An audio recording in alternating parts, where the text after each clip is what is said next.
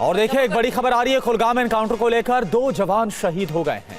Encounter के 9वें दिन 7 जवान घायल भी हुए हैं, जो जानकारी मिल रही है। जवानों ने 2 आतंकवादियों को मार गिराया है। आतंकवादियों की तलाश के लिए ड्रोन और हेलीकॉप्टर का इस्तेमाल किया जा रहा है। जम्मू कश्मीर के कुलगाम में बीते 9 दिन से लगातार आतंकवादियों के खिलाफ एक बड़ा ऑपरेशन चलाया जा रहा है और इसमें खबर यह आ रही है कि 2 जवान शहीद हो गए हैं। एनकाउंटर के 9वें दिन 7 जवान घायल भी हुए हैं। जवानों ने 2 आतंकवादियों को अभी तक मार गिराया है। आतंकवादियों की तलाश के लिए ड्रोन और हेलीकॉप्टर का इस्तेमाल किया जा रहा है। 2 आतंकवादी मारे गए हैं। कुल कितने आतंकवादी हैं अभी इसका पता लगाया जा रहा है, क्योंकि अभी जो जानकारी सामने आ रही है 2 जवान शहीद हुए हैं। कुलगाम में जो ऑपरेशन चल रहा है आतंकवादियों के खिलाफ, 9 जवान घायल हो गए हैं। 2 आतंकवादियों को अभी तक के एनकाउंटर में मार गिराया गया। महराज अहमद इस वक्त हमारे साथ जुड़े हैं पूरी जानकारी के साथ। महराज, क्या है अपडेट इस ऑपरेशन को लेकर? बिल्कुल करुणा, बता दें आपको कि ये अभी तक 10 सालों में सबसे लंबा खींचने वाला ऑपरेशन है। बता दें आपको आज 9वां दिन है ऑपरेशन का और अभी तक जो है सभी प्रकार से जो सुरक्षा बल इस ऑपरेशन में लगे हुए हैं, विशेषकर अगर हम कहें पैरा एसएफ और इलाइट फोर्सेस के साथ साथ सेना, जम्मू कश्मीर पुलिस की एसओजी टीम, 3 जिलों की एसओजी टीम और सीआरपीएफ जो है ये ऑपरेशन कर रही है। अभी तक जो है इसमें दुखद खबर यही आ रही है कि 2 सैनिक जो है वो मारे गए हैं आज रात फायरिंग में। और अगर हम कहें तो अभी तक और सूत्रों के हवाले से खबर है कि 2 और सैनिक जो है वो घायल हुए। कुल मिलाकर 11 घायलों की जो है संख्या है, जो कि सूत्रों का कहना है। अभी तक ऑफिशियल कॉन्फर्मेशन घायलों पर जो है नहीं है, लेकिन कहा जा रहा है कि अभी भी ऑपरेशन चलाया जा रहा है। और निसंदेह जो मिलिटेंट छुपे हुए हैं, पहले इसमें से 2 को जो है मार गिराने में सुरक्षा बलों ने सफलता हासिल की थी। अभी और 2 से 3 मिलिटेंटों के छुपे होने की इन जंगली क्षेत्रों में जो है बातें जो है आ रही है। और पूरा जो ऑपरेशन है अभी भी चलाया जा रहा है। और कहे तो ये इसमें अब आधुनिक उपकरणों का भी इस्तेमाल किया जा रहा है, जैसे हेलीकॉप्टर्स, हेक्साकॉप्टर्स और क्वाडकॉप्टर्स का भी इस्तेमाल किया जा रहा है। तो कुल मिलाकर जो मिलिटेंट्स है उनको चारों ओर से दबोचा गया है और कोशिश की जा रही है कि जल्द से जल्द इनको भी एलिमिनेट किया जाए। जी करुणा, शुक्रिया आपका महराज इस पूरी जानकारी के लिए। तो ये अपडेट अभी महराज अहमद की तरफ से दी गई है कि 2 और जो जवान है वो घायल हुए, यानी कि घायल जवानों की संख्या 11 है। और ये जो जानकारी आ रही है कि 2 से 3 और आतंकी वहां पर छिपे हो सकते हैं, जिनके खिलाफ ये ऑपरेशन चल रहा है। उत्तरकाशी के हर्षिल में तबाही की सामने आई है नई तस्वीर। मलबे में दबा पूरा आर्मी कैंप। 5 अगस्त को बादल फटने से हर्षिल में बनी झील। 2 दिनों से बंद बद्रीनाथ नेशनल हाईवे खुला, वाहनों की आवाजाही शुरू। पीपलकोटी इलाके में सड़क टूटने से बंद था हाईवे। उत्तराखंड के धराली में राहत और बचाव का काम जारी। गंगोत्री हाईवे टूटने से आवाजाही बाधित। मलबा हटाने में जुटी बीआरओ की टीमें। उत्तरकाशी में रेस्क्यू का जायजा लेकर देहरादून लौटे सीएम धामी। 3 दिनों से हर्षिल और धराली में जमे थे मुख्यमंत्री। उत्तराखंड में ऋषिकेश गंगोत्री मार्ग सुचारू करने में जुटा बीआरओ। दिन रात काम करके बनाया जा रहा 90 फीट लंबा वैली ब्रिज। हिमाचल मंडी कुल्लू सड़क पर टनल के अंदर घुस गया मलबा। गाड़ी छोड़कर भागे लोग। पानी में तैरती नजर आई गाड़ियां। चंडीगढ़ मनाली नेशनल हाईवे एक बार फिर से बंद हुआ। रात भर हाईवे पर दर्जनों की संख्या में वाहन फंसे रहे। आज खुलने की उम्मीद है। कुल्लू के मणिकर्ण घाटी में पहाड़ी दरकने से कई पेड़ पौधे टूटकर गिर गए। देखते ही देखते भरभरा कर नीचे आ गया पहाड़ी का एक बड़ा हिस्सा। मौसम विभाग ने आज तेज बारिश का जारी किया येलो अलर्ट। ऊना, कांगड़ा, सिरमौर और मंडी में मूसलाधार बारिश की जताई गई संभावना। उत्तर प्रदेश के जौनपुर में तालाब बना। पुलिस थाना रामपुर थाने के कंप्यूटर कक्ष समेत कई दफ्तरों में पानी घुस गया। यूपी के मुरादाबाद में लगातार बढ़ रहा रामगंगा का जलस्तर। खेत और गांव जलमग्न, शहर में भी घुसा रामगंगा का पानी। यूपी के बिजनौर में बाढ़ जैसे हालात। ट्रैक्टर पर सवार होकर अधिकारियों ने पीड़ितों का हालचाल जाना। फसलों के मुआवजे का आश्वासन दिया गया। बिहार के शेखपुरा में पिछले 4 दिनों से लगातार बढ़ रहा है नदी का जलस्तर। हजारों एकड़ में लगी धान की फसल डूब गई। मध्य प्रदेश के कटनी में दलदल में तब्दील हुई सड़कें। स्कूली बच्चे और ग्रामीण परेशान लोगों ने दान में दी जमीन, फिर भी नहीं बन पा रही यहां पर सड़क। उत्तराखंड में बादल फटने से महाराष्ट्र के 50 से ज्यादा लोग लापता थे। 4 दिनों के बाद अब बात होने के बाद परिवार वालों ने राहत की सांस ली है। मुंबई के कई इलाकों में लगातार मूसलाधार बारिश हो रही है। मौसम विभाग ने आज भी रुक रुक कर तेज बारिश की संभावना जाहिर की है। दिल्ली एनसीआर में झमाझम बारिश के बाद लोगों को उमस से मिली राहत। आईएमडी ने आंधी के साथ बारिश की जताई आशंका। जापान का इशिकावा प्रांत में बाढ़ से आफत। घरों में घुसा पानी, सड़कें बनी दरिया। जनजीवन बुरी तरह से प्रभावित हुआ। सऊदी अरब के तैब शहर में पानी ही पानी नजर आ रहा है। मूसलाधार बारिश के बाद बाढ़ जैसे हालात, सड़कों पर सैलाब, जनजीवन बुरी तरह से प्रभावित। गाजियाबाद के नंदग्राम इलाके में कैब ड्राइवर ने दौड़ाई गाड़ी। कई लोग घायल हो गए। गुस्साए लोगों ने गाड़ी को पलट दिया। पुलिस ने ड्राइवर को बचाकर थाने लेकर गई। यूपी के अमरोहा में सड़क से गुजर रहे बाइक सवार पर गिरी दीवार। मलबे से निकालकर युवक को अस्पताल में एडमिट करवाया गया। दिल्ली के पहाड़गंज में सरेआम गुंडागर्दी। कृष्णा मार्केट में दबंगों ने महिला से बदसलूकी करते हुए बेरहमी के साथ पीटा। दिल्ली के शकरपुर में बदमाशों ने महिला की गर्दन दबाकर चेन और झुमके छीन लिए। बेहोश हुई महिला सड़क पर गिरी, बाल बाल बची है जान। उत्तर प्रदेश के बागपत में आवारा सांड ने बुजुर्ग को उठाकर पटका, 85 साल के घायल बुजुर्ग को लोगों ने अस्पताल पहुंचाया। राजस्थान के जयपुर में रिहायशी इलाके में डेयरी चलाने पर नगर निगम का बड़ा एक्शन। डेयरी संचालकों को ट्रक को रोककर विरोध किया। 15 से ज्यादा भैंसों को निगम ने गौशाला में शिफ्ट किया। राजस्थान के दौसा में भीषण सड़क हादसा, कार से टकराया ट्रेलर, परीक्षा देकर लौट रहे 4 परीक्षार्थी समेत 5 लोगों की मौत। हरियाणा के झज्जर में बच्चों से भरी स्कूल वैन दुर्घटनाग्रस्त हो गई। हादसे में छात्र की मौत के बाद चीख पुकार। महाराष्ट्र के नासिक में सड़क पार कर रहे स्कूली बच्चों को टेम्पो ने टक्कर मार दी, 4 छात्रों की हालत गंभीर। नासिक में टेम्पो की टक्कर से घायल स्कूली छात्र से मिले शिक्षा मंत्री दादा भूसे, कहा सभी घायल छात्रों का इलाज सरकार उठाएगी। महाराष्ट्र के गढ़चिरौली में 2 व्हीलर शोरूम की इमारत ढहने से 3 लोगों की मौत, अब लोगों के फंसे होने की आशंका। नवी मुंबई के तलोजा गांव में एक ही परिवार के कई लोगों पर हमला, आपसी रंजिश में बेरहमी से पीटा गया। मुंबई क्राइम ब्रांच ने कॉटन ग्रीन इलाके में गिरफ्तार बदमाशों को दोबारा कोर्ट में पेश किया। अदालत ने 12 अगस्त को कस्टडी में भेजा। मुंबई में बिग बॉस में एंट्री दिलाने के नाम पर 10 लाख की ठगी, भोपाल के डॉक्टर अभिजीत गुप्ता ने दर्ज कराई एफआईआर। गुजरात के मोरबी में दर्दनाक हादसा, कंटेनर ट्रक और कार की जोरदार टक्कर, हादसे में 4 लोगों की मौत। जम्मू में पटवारी से मारपीट का अभियुक्त गिरफ्तार, फील्ड ड्यूटी के बाद दफ्तर में प्रवेश करते समय पटवारी से मारपीट की थी। जम्मू कश्मीर के कुलगाम में मुठभेड़ में लेफ्टिनेंट कमांडर और सिपाही शहीद, डीजीपी नलिन प्रभात कुलगाम की अखल पहुंचे। जम्मू कश्मीर के किश्तवाड़ में जम्मू पुलिस की रेड, पाकिस्तान से सक्रिय आतंकवादियों के घरों की तलाशी ली। दिल्ली के जवाहरलाल नेहरू यूनिवर्सिटी में खाने को लेकर हंगामा, छात्रों ने जमकर बवाल किया। मेरठ के विनय हत्याकांड के 25,000 के नामी मुख्य अभियुक्त का पुलिस ने एनकाउंटर किया, देसी पिस्टल बरामद। यूपी के मैनपुरी में इलाज के दौरान बीएससी छात्रा की मौत, 13 दिन पहले सिरफिरे ने मंदिर में गोली मार दी थी। यूपी के शामली में लूट और हत्या मामले में 2 अभियुक्त गिरफ्तार, अवैध हथियार बरामद, 3 अन्य अभियुक्त अब भी फरार। यूपी के इटावा में मिठाई बनाने वाले बड़े कारखानों पर खाद्य सुरक्षा विभाग की रेड, मिल्क केक और लिक्विड ग्लूकोज के नमूने सीज। मोकामा में अनंत सिंह पर फायरिंग केस में बिहार पुलिस का एक्शन, बरौनी से बहुचर्चित सोनू मोनू गैंग का मोनू सिंह गिरफ्तार। खाते में रुपए देखकर दंग रह गया बिहार के मुजफ्फरपुर का मजदूर, खाते में आई 1 अंक के बाद 36 अंकों की राशि गिनना मुश्किल। दिल्ली हाईकोर्ट ने टेरर फंडिंग में हिजबुल मुजाहिदीन प्रमुख सैयद सलाहुद्दीन के बड़े बेटे को जमानत दी, छोटे बेटे की जमानत याचिका खारिज। राहुल गांधी ने चुनाव आयोग से 5 सवाल पूछे, कहा भारत का लोकतंत्र बेशकीमती है, इसकी चोरी का अंजाम बहुत भयानक। चुनाव आयोग ने कहा राहुल गांधी शपथ पत्र दाखिल करें या बेतुके आरोपों के लिए राष्ट्र से माफी मांगे।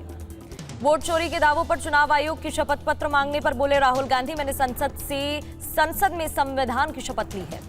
राहुल गांधी के आरोपों पर बोले कांग्रेस नेता वेणुगोपाल, वोट चोरी अभियान को राष्ट्रव्यापी बनाने की रणनीति पर सोमवार को चर्चा। वोट चोरी पर शिवसेना नेता संजय निरुपम का पलटवार, का चुनावी प्रक्रिया और मतदाताओं का अपमान कर रहे राहुल गांधी। राहुल गांधी के चुनावों में गड़बड़ी के आरोपों पर बोले हरियाणा बीजेपी के अध्यक्ष मोहनलाल, चुनाव आयोग पर प्रश्न लगाना उनकी पुरानी आदत है। पश्चिम बंगाल के दिनहाटा में बीजेपी के 4 कार्यकर्ताओं के घरों में तोड़फोड़, गर्भवती महिला की पिटाई के बाद अस्पताल में एडमिट करवाया गया। कोलकाता में प्रशिक्षु डॉक्टर की रेप के बाद हत्या के 1 साल पूरे हुए, जूनियर डॉक्टर्स फ्रंट ने निकाली रैली, पीड़िता के लिए न्याय की मांग की। कोलकाता में प्रदर्शनकारी डॉक्टर्स ने उठाए सवाल, सीबीआई ने दिया था आश्वासन, आखिर कब दाखिल करेंगे supplementary chargesheet. Anti drone system से लैस होगी पंजाब पुलिस, पाकिस्तान सीमा से सटे तरनतारन जिले में आज पुलिस को एंटी ड्रोन सिस्टम देंगे सीएम भगवंत मान। एनटीएफ ने मेंटल हेल्थ की बेहतरी के लिए लॉन्च की है वेबसाइट, मेंटल हेल्थ की समस्याओं का होगा समाधान, खुदकुशी पर भी लगेगी लगाम। प्रशांत किशोर का स्वास्थ्य मंत्री पर बड़ा आरोप, कहा कि बीजेपी अध्यक्ष से पैसे लेकर दिल्ली में खरीदा फ्लैट। प्रशांत किशोर के आरोपों को स्वास्थ्य मंत्री मंगल पांडे ने किया खारिज, भ्रष्टाचार का आरोप, छवि को खराब करने की साजिश। बिहार सरकार ने किन्नर कल्याण बोर्ड गठित किया है, एनटीडब्ल्यूसी प्रमुख राजवंत सिंह ने कहा कि किन्नर समाज को मिलेगा शिक्षा, स्वास्थ्य और रोजगार का पूरा लाभ। नागपुर में आरएसएस प्रमुख मोहन भागवत का बड़ा बयान, कहा कि भारतीय अध्यात्म को महत्व देती है दुनिया, इसलिए हम विश्व गुरु हैं। असम के सीएम हिमंता बिस्वा शर्मा ने कहा कि 8 सितंबर को बायो रिफाइनरी का उद्घाटन करेंगे। पीएम मोदी भूपेन हजारिका के जन्म शताब्दी समारोह में शामिल होंगे। रक्षाबंधन महोत्सव में शामिल हुए मुख्यमंत्री मोहन यादव उज्जैन में प्रदेश की बहनों से राखी बंधवाने के बाद रक्षाबंधन की बधाई दी।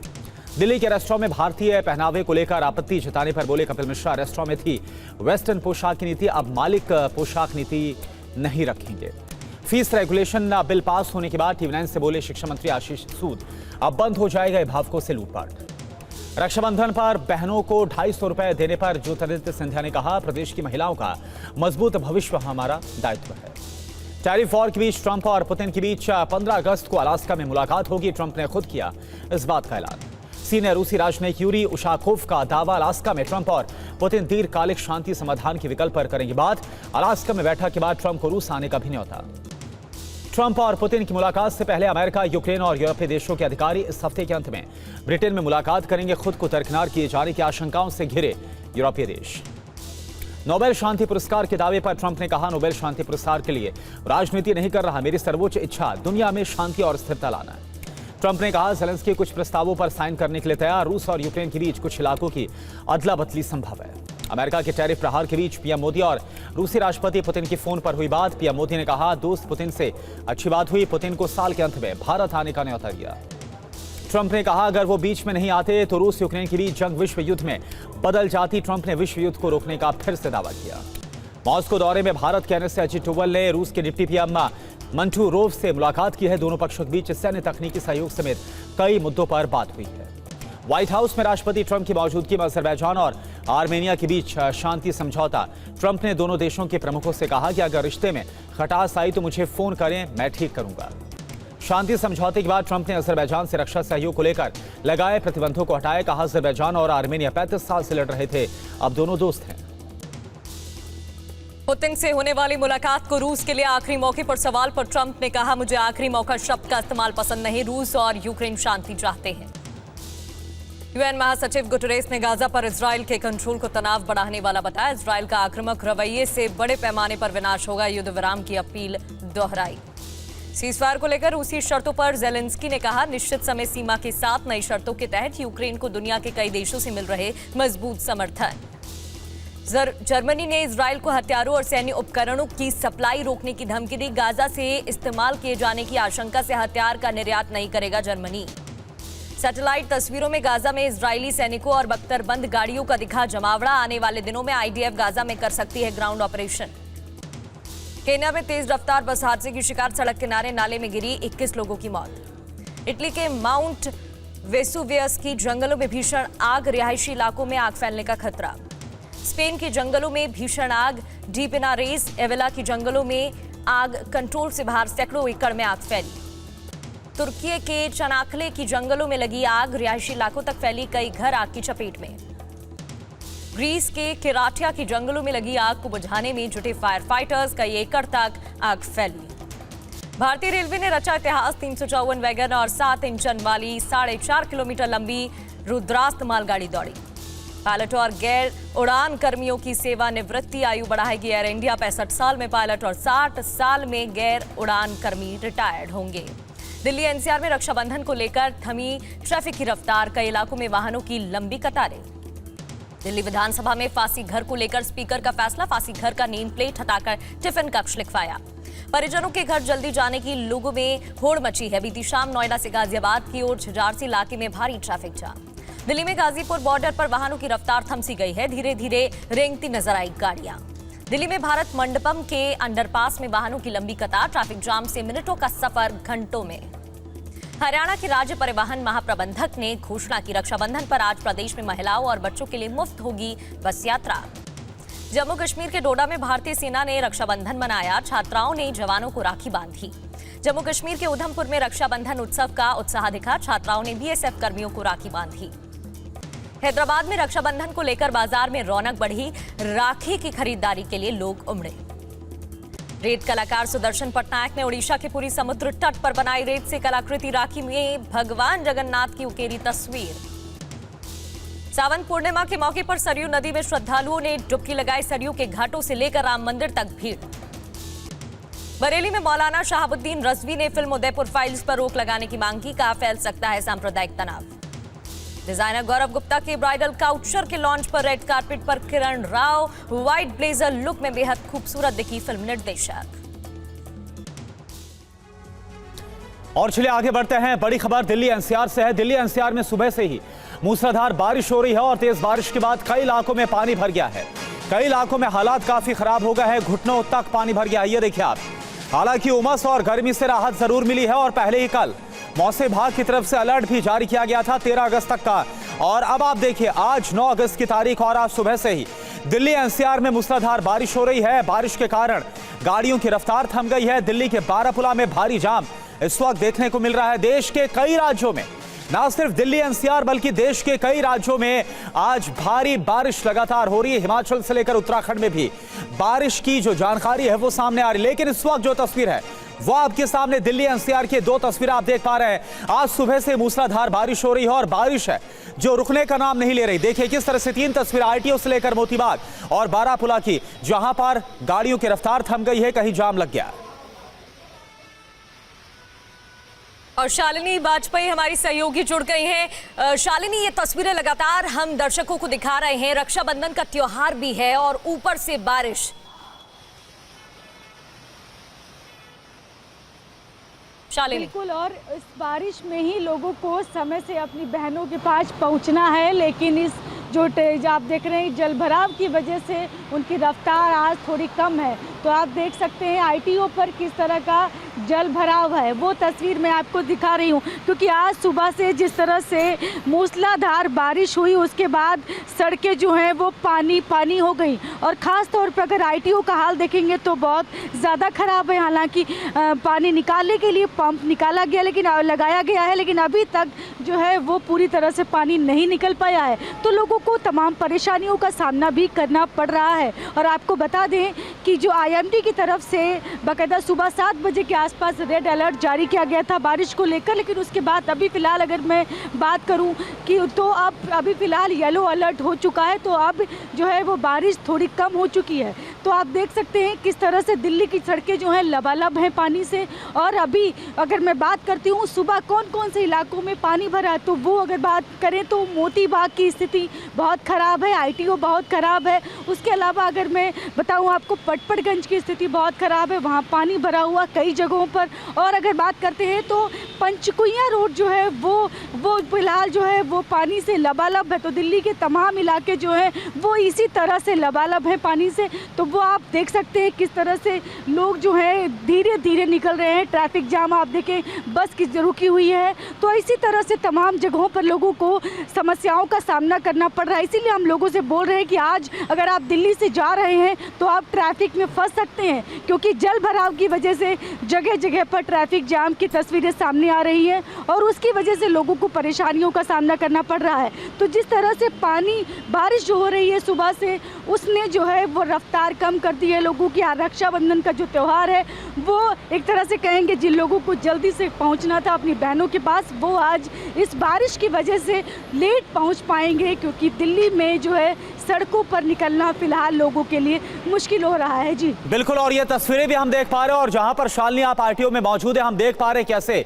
वहां पर भी पानी भरा हुआ है सड़कों में। हालांकि अब जरूर पहले जो रेड अलर्ट था आईएमडी की तरफ से इसको येलो अलर्ट में कन्वर्ट किया गया है, यानी कि आज आगे कुछ राहत जरूर मिल सकती है, लेकिन बारिश हो सकती है इसका पूरा अनुमान है। अभी के लिए आपका बहुत बहुत शुक्रिया इसका पूरी जानकारी के लिए। राष्ट्रपति डोनाल्ड ट्रंप और रूस के राष्ट्रपति व्लादिमीर पुतिन की महामुलाकात अब तय हो गई है, तारीख तय हो गई है, जगह तय हो गई है, जो यूक्रेन रूस शांति में नए द्वार खोल सकता है। दूसरी बड़ी खबर क्या है, आर्मेनिया और अजरबैजान के बीच शांति समझौते से जुड़ी हुई दोनों देशों ने 3 दशक से जारी संघर्ष को खत्म करते हुए ट्रंप की मध्यस्थता से ऐतिहासिक शांति समझौते पर हस्ताक्षर किया। और ट्रंप के इस शांति मिशन के मायने क्या है, इस खबर पर भी हमारी नजर रहेगी। ये जो महामुलाकात होने वाली है उसका क्या असर होगा वो भी आपको समझाएंगे, लेकिन शुरुआत बड़ी खबर के साथ करते हैं, जहां राष्ट्रपति ट्रंप और राष्ट्रपति पुतिन की महामुलाकात होने वाली है। अमेरिका के अलास्का में दोनों नेता मिलेंगे। 15 अगस्त को ट्रंप पुतिन की मुलाकात होगी। डोनाल्ड ट्रंप ने सोशल मीडिया पर ऐलान किया है यूक्रेन जंग खत्म होने पर बात हो सकती है। तो डोनाल्ड ट्रंप ने पुतिन को अल्टीमेटम दिया था, फिर अल्टीमेटम के दिन कम करके 10 दिन दे दिए थे, जिसके बाद पुतिन ने बात करने की इच्छा जाहिर की और अब दोनों के बीच महामुलाकात होने वाली है। 15 अगस्त की तारीख बताई जा रही है जब मीटिंग होगी। इस मीटिंग का आने वाले दिनों में क्या असर पड़ेगा, ये बड़ा सवाल।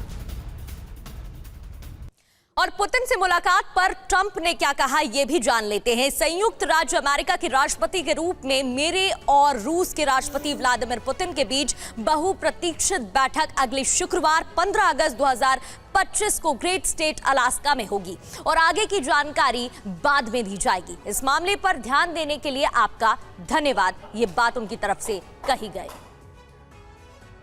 और देखिए एक और बड़ी खबर है इसको लेकर, ट्रंप के ऐलान पर क्रेमलिन ने भी मुहर लगा दी है। पुतिन के करीबी उशाकोव की तरफ से स्टेटमेंट सामने आई है। अलास्का बैठक के लिए गंभीरता से हम काम करेंगे। अलास्का मीटिंग के लिए काम करना हालांकि बहुत चैलेंजिंग भी होने वाला है, यह भी कहा गया है उशाकोव की तरफ से। ट्रंप पुतिन की अगली बैठक रूस में भी होने की उम्मीद है, यानी अलास्का के बाद ट्रंप रूस जा सकते हैं। ट्रंप को अगली बैठक का न्योता भेज दिया गया है। यह पुतिन के करीबी उशाकोव का बहुत ही महत्वपूर्ण बयान है।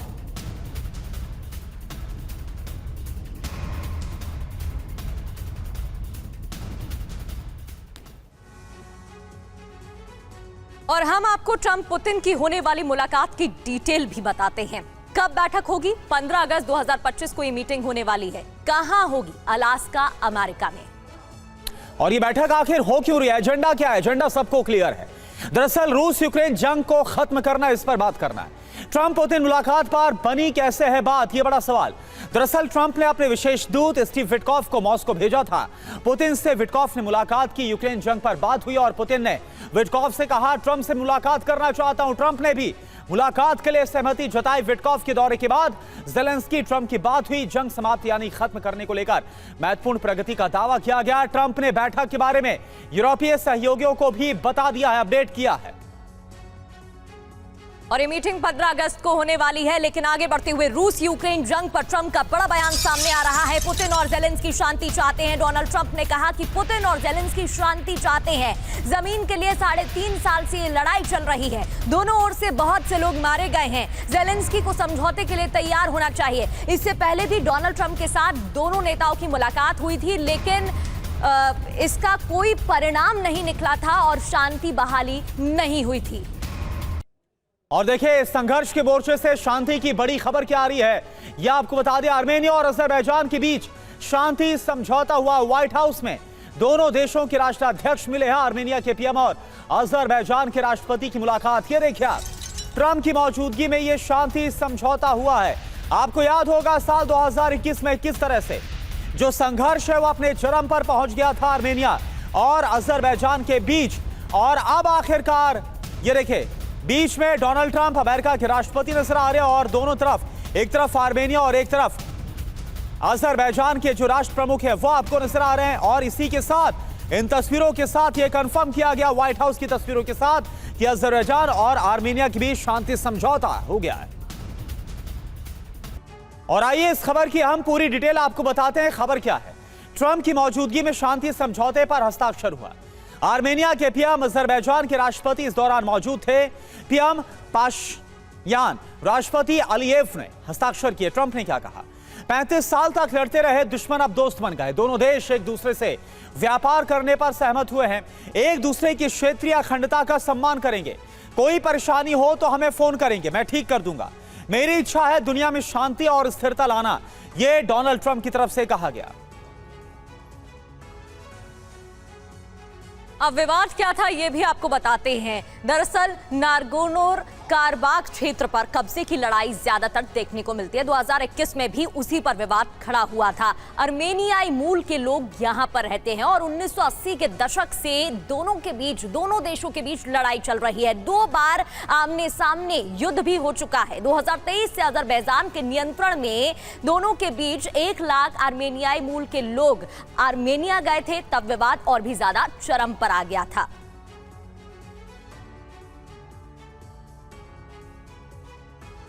और अब खबर देश की सुरक्षा एजेंसियों को मिली बड़ी कामयाबी की है। आगे बढ़ते हुए आपको बताते हैं कि अवैध हथियारों का सबसे बड़ा सप्लायर गिरफ्तार कर लिया गया है। अवैध हथियार सप्लायर शेख सलीम उर्फ सलीम पिस्टल गिरफ्तार की गई है, साथ ही उसको भी पकड़ लिया गया है और नेपाल से सलीम की गिरफ्तारी हुई है। दिल्ली पुलिस स्पेशल सेल और सुरक्षा एजेंसियों ने ये बड़ी कार्रवाई की है और इस कार्रवाई के तहत इसको पकड़ लिया गया है। अवैध हथियारों का सबसे बड़ा सप्लायर है जिसे अरेस्ट किया गया है। तस्वीरें भी हम आपको दिखा रहे हैं सलीम की। लंबे समय से टीम पीछे पड़ी थी शेख सलीम के और आखिरकार ये बड़ी सफलता, बड़ी कार्रवाई टीम ने की है। तो सलीम के खिलाफ कई मामले दर्ज थे, अवैध हथियार सप्लाई करता था और कई मामलों में इसके खिलाफ एफआईआर भी दर्ज है। शेख सलीम और सलीम पिस्टल की गिरफ्तारी हो गई है, पूछताछ भी होगी। नेपाल से सलीम की गिरफ्तारी हुई। तो आपको बता दें कि सलीम पिस्टल का अंडरवर्ल्ड कनेक्शन क्या है, यह आपको जानना जरूरी। बड़ा हथियार सप्लायर था ये, पूरी जानकारी आपके सामने। सलीम पिस्टल के अपराधियों की एक बहुत लंबे कनेक्शन की बात सामने आ रही है और ये कई बड़े अपराधों में शामिल रहा। वो देश भर के बड़े अपराधियों को बाकायदा हथियार सप्लाई करता था। गैंगस्टर लॉरेंस बिश्नोई और हाशिम बाबा को यह हथियार की सप्लाई कर रहा था। सुरक्षा एजेंसियों को इस बात के भी पूरे सबूत मिले हैं कि सलीम के संबंध पाकिस्तान की खुफिया एजेंसी आईएसआई और दाऊद इब्राहिम की डी कंपनी से भी है। सलीम पिस्टल का सिद्धू मूसेवाला हत्याकांड और बाबा सिद्दीकी हत्याकांड में भी नाम सामने आया था। वो सिद्धू मूसेवाला हत्याकांड के एक आरोपी का ग्रुप भी रह चुका है और अब इस गिरफ्तारी के बाद यह माना जा रहा है कई और बड़े राज खुल सकते हैं। और सलीम पिस्टल की क्राइम कुंडली भी आपको बताते हैं। देश में अवैध हथियारों का सबसे बड़ा सप्लायर था सलीम। अपराधियों को बेचता था अत्याधुनिक हथियार, पाकिस्तान से हथियारों की तस्करी भी करता था और आईएसआई और दाऊद इब्राहिम की डी कंपनी से भी इसके संबंध हैं। आर्थिक तंगी के चलते 8वीं के बाद पढ़ाई इसने छोड़ दी थी और पढ़ाई छोड़ने के बाद ड्राइवर बन गया था। लेकिन 2018 में दिल्ली पुलिस ने पहली बार इसे गिरफ्तार किया था। साल 2000 में वाहन चोरी में भी इसका नाम आया। फिर 25 मई 2000 को इसे गिरफ्तार कर लिया गया था। जितेंद्र शर्मा हमारे सहयोगी हमारे साथ जुड़ गए हैं। जितेंद्र, लंबे समय से सलीम की तलाश थी और आखिरकार बड़ी कामयाबी टीम के हाथ। जी बिल्कुल, देखिए सलीम पिस्टल का जो नाम है उसके नाम उसका जो टाइटल पिस्टल है वो इसीलिए लगा क्योंकि देश का सबसे बड़ा पिस्टल तस्कर ये माना जाता है।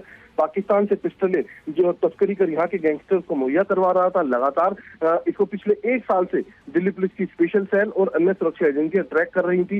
इसकी लोकेशन कई बार अलग अलग देशों में मिली, लेकिन जब पता चला 6 महीने पहले कि नेपाल के अंदर छिपा हुआ है, उसके तुरंत बाद स्पेशल सेल एक्टिव हुई, अन्य सुरक्षा एजेंसियों की मदद ली गई और उसके बाद इसकी गिरफ्तारी नेपाल से की गई है। तो एक बड़ी कामयाबी इसको इसलिए भी माना जा रहा है क्योंकि बाबा सिद्दीकी मर्डर केस और इसके अलावा सिद्धू मूसेवाला मर्डर केस में भी इसका सीधे तौर पर इन्वॉल्वमेंट सामने आया क्योंकि हथियार सप्लायर यही था। और जो सिद्धू मूसेवाला हत्याकांड में एक आरोपी था उसका गुरु भी ये बताया जा रहा है, यानी कि उसे क्राइम की दुनिया में लाने वाला यही शख्स था। जेल में दोनों की मुलाकात हुई थी और उसके बाद उसे भी पिस्टल इसी ने मुहैया करवाई और सिद्धू मूसेवाला हत्याकांड में भी पिस्टल जो थी वो इसी के द्वारा मुहैया करवाई गई। तो एक बड़ी अचीवमेंट इसको दिल्ली पुलिस की स्पेशल सेल मान रही है क्योंकि जेल में मौजूद नासिर छेनू से लेकर तमाम जितने बड़े गैंगस्टर्स हैं दिल्ली एनसीआर के, सभी को हथियार सप्लाई करने वाला अब दिल्ली पुलिस की गिरफ्त में है। जी बिल्कुल जितेंद्र, बहुत बहुत शुक्रिया आपका तमाम जानकारी के लिए। बड़ी कामयाबी के रूप में इसको देखा जा रहा है और आगे भी छानबीन की जा रही है। और अब खबर देश की राजधानी दिल्ली से। आप जरा सोचिए, भारत में मौजूद किसी होटल में भारतीय पोशाक पहने किसी व्यक्ति को एंट्री नहीं दी गई। ये सुनकर आपको वाकई में अजीब लगेगा, लेकिन ये बात एकदम सच है। दरअसल एक दंपति ने इस बात का आरोप लगाया कि सलवार सूट और पैंट टी शर्ट पहनकर जाने पर एक रेस्टोरेंट में उन्हें एंट्री नहीं दी गई। इस पूरे मामले का वीडियो बहुत तेजी के साथ वायरल हो रहा है। ये कपड़े खराब है।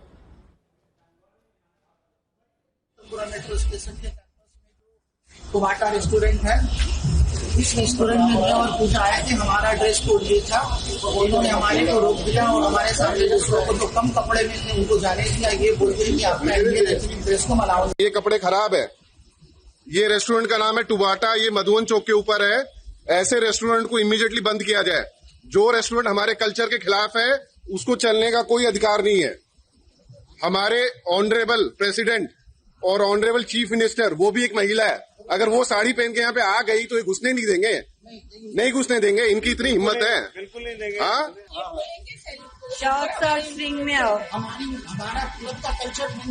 हाँ, तो ऐसे क्लब को तुरंत बंद कराया जाए। ऐसे क्लब को तुरंत बंद कराया जाए जो कि हमारे इंडियन परिधान को अनुमति नहीं देते हैं। ऐसे क्लब को इमीडिएटली बंद कराया जाए। हाँ, आपको नहीं, इन कपड़ों में क्या प्रॉब्लम है? तो दिल्ली के एक रेस्टोरेंट का ये वीडियो बताया जा रहा है जहां कपड़ों को लेकर बवाल खड़ा हुआ है। इस मामले में दिल्ली सरकार का क्या कहना है, ये भी सुनिए। देश में कहीं भी भारतीय परिधानों पर प्रतिबंध लगाया जाए, एंट्री केवल परिधान के आधार पर हो, इस प्रकार के खासतौर पे ऐसे इंस्टीट्यूशन में, ऐसी संस्थाओं में जो कि सार्वजनिक स्थानों पर बने हुए हैं, रेस्टोरेंट जैसी जगह, मेट्रो की भूमि पर, इस प्रकार को दिल्ली में तो हम बिल्कुल भी ऐसा कोई भेदभाव स्वीकार करेंगे नहीं, और रेस्टोरेंट के मालिक ने ये स्वीकार किया है कि वो इस प्रकार की कोई भी परिधान आधारित नीति वो अपने रेस्टोरेंट में नहीं रखेंगे, और उन्होंने इसका एक सार्वजनिक वीडियो भी जारी किया है। अपने रेस्टोरेंट के बाहर इसका नोटिस भी लगाया है कि भारतीय परिधानों में जो लोग आएंगे, जो ग्राहक आएंगे, जो उपभोक्ता आएंगे, उनका स्वागत वहाँ पे किया जाएगा।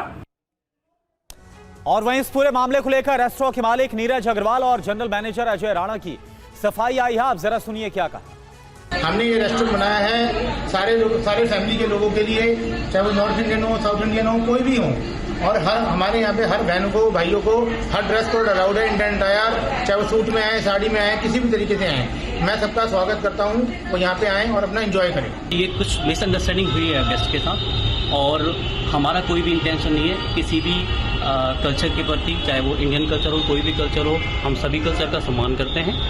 हमारे यहाँ पर सलवार, सूट, साड़ी, किसी भी भारतीय परिधान में अगर कोई आता है, सारे वेलकम हैं, और हम भारतीय संस्कृति का पूरी तरह से सम्मान करते हैं।